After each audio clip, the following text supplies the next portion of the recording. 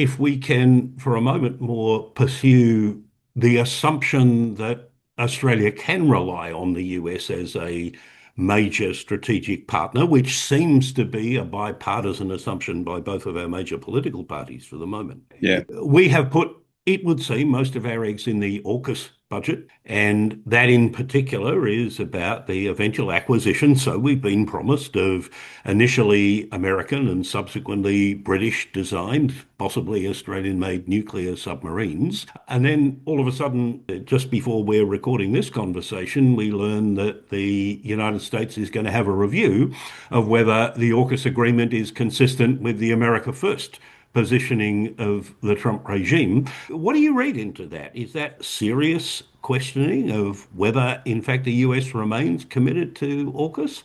Or is it just something that is going to be fairly peremptory and it'll be business as usual after that? It's a very interesting thing to have happened, and is, as is so often the case when these sorts of things do happen, the timing can be very important and indicative. I can't answer the question, but my question would be not why is such a review considered necessary, because I think that was always going to happen. Sooner or later, that was always going to happen. But what's happened to make it necessary now? And then I think the next thing to do is look at who are the people doing it. And Colby is known to us in Australia, and As a skeptic of AUKUS. indeed.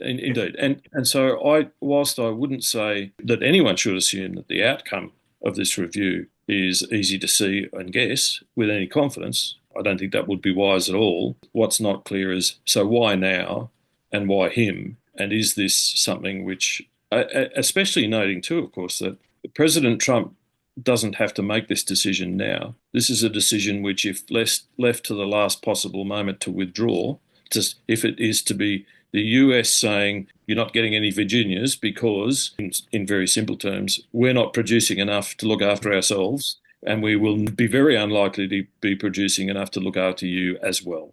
So that's a decision that will be made in 2030 by President Vance, presumably. well, it needs to be made at the latest, probably, I think, sometime in 31. And I'll hold you to that prediction, because actually I agree with you. I think you're right. But so why now? Why Colby? And what should we do about it? Well, there's not much we can do about it, really. I have felt for a long time that that arrangement whereby the US needed to produce 2.33 submarines per annum to be able to give us any, that presupposes that they were already at the level that they needed for themselves, and they're not. They're far below that level of number of submarines that they need for themselves, and they're not producing 2.33 a year. They're not even producing 1.5 per year, and they haven't done for 10 years. So the chances of them changing industrially to get the rate of delivery necessary to service us, having already satisfied their own needs, is vanishingly likely, frankly. So I think that if not now, then when? Well, whenever they're likely to turn to us and say, you're not getting any from a number of points of view. My greater concern is that they will turn to us one day and say, you're not ready. There's no way in the world we're going to hand over these submarines to you because you yourselves are not ready to be able to safely operate them. And is that a legitimate concern or just an excuse? Well, I think it's a legitimate concern. I do.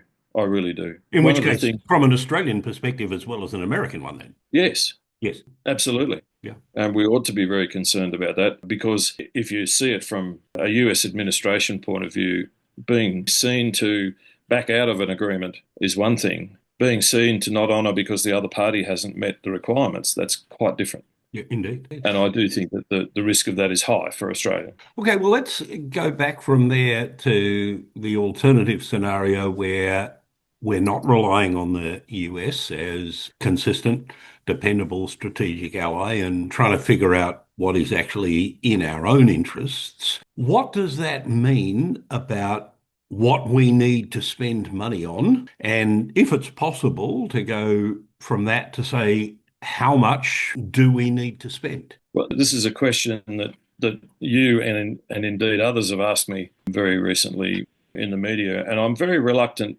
to give any sort of definitive answer because, I would say, well, look, I'm doing a lot of research and analysis at the moment that points to the fact that the Navy is the weakest Navy we have had since probably about the 60s or 70s. And we're not going to get back to the same level of relative strength against our own Navy, relative to our own Navy's strength in 1993-4, we're not going to get back to that level before close to 2040. That train has left the station, and we are on a pathway that now is going to take us further to that, and it's almost impossible for us to avoid it. And so people would say, well, yes, of course, the retired admiral would say we need to spend more money on the Navy.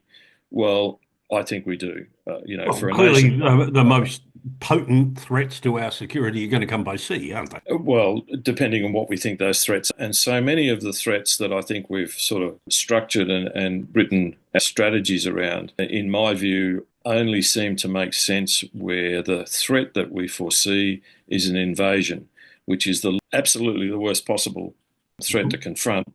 It is equally the least of all likely threats to emerge against us by anyone. And so the answer to the question of what do you spend the money on is a difficult one to answer. I won't chance my hand on it simply because the necessary connected up thinking needs to be done before you can come up with an answer. And you need to come up with an answer for what do you think you want to be able to do before you can come up with how much money you need to do that. So I'm very reluctant to get the cart before the horse on this, or several chariots before several.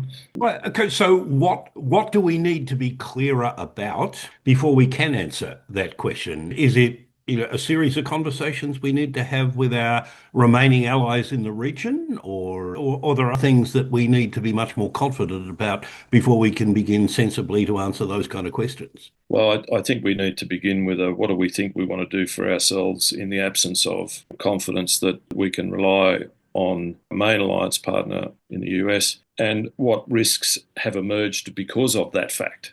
So what are the security risks that Australia faces because of inability to be as confident in our relationship with our alliance partner than we have been in the past? That's really difficult to answer because it largely comes down to what risks, what threats are posed to our national security by who are the people threatening us? Well, it's only China. Well, is it only China? What other things change in the context of our region of the world with not one but two great powers, really? Because I don't think that we, Australia, in looking at our geography, we can't afford to take our eye off our relationship with India either, as I'm sure China doesn't take its eye off its relationship with India. And there is a balancing between those two, which is going to continue to unfold as India rises in status in the world, its economy grows, and then up in the north there are boundaries there with Russia as well. But then, of course, we've also got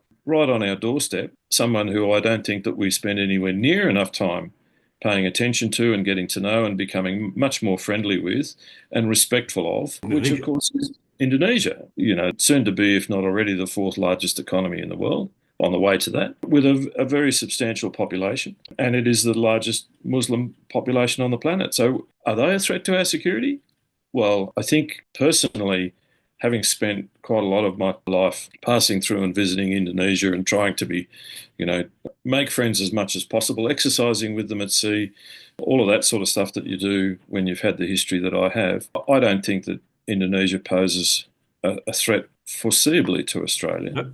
really. Nope. But if we were to think through the great power tension that's growing and I don't think necessarily being well managed generally by anybody too much yet between the US and China, if we start to consider that within that context the risk of a nuclear exchange between now for the first time two nuclear armed powers in armed conflict with one another, the damage of course is likely to be catastrophic.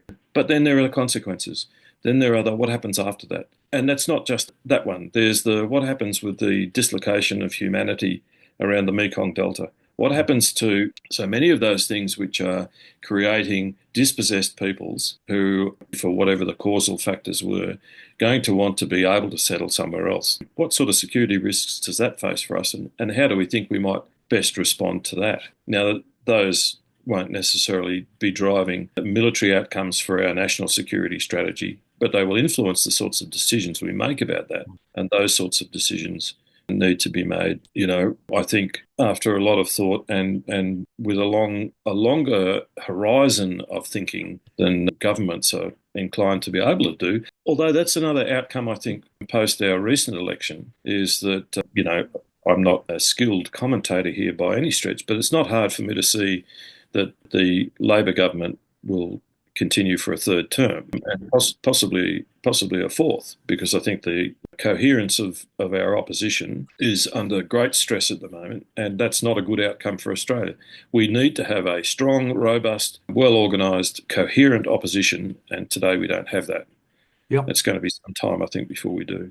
Rowan, that's been fascinating. You've opened windows to things that we haven't discussed, but I think we ought to discuss, including in particular how defence would manage any additional resources that the government might decide to put their way. I think that's something that we need to come back and have another conversation about. But thank you very much for your insights in this episode, and I think people will find them interesting and provocative. And I look forward to having another conversation about more issues under the heading of Australia's national security and defence strategies very soon. Thanks, Saul. I look forward to that too. Excellent.